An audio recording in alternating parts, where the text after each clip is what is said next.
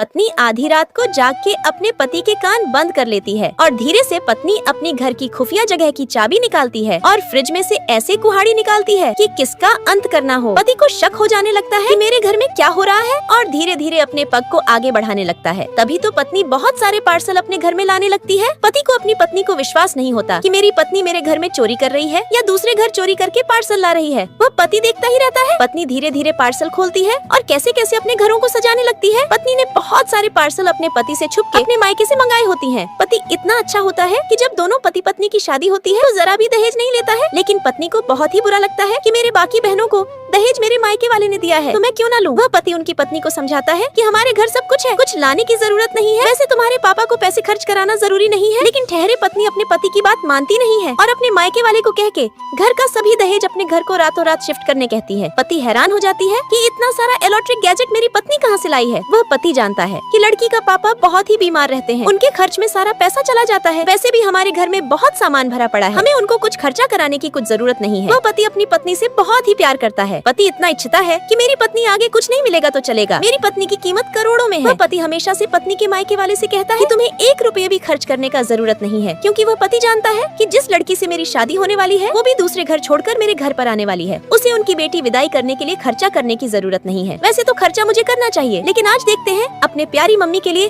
कौन कौन चैनल को लाइक सब्सक्राइब करके कमेंट में लाल दिल देता है। आगे देखने के लिए कृपया से कमेंट करें।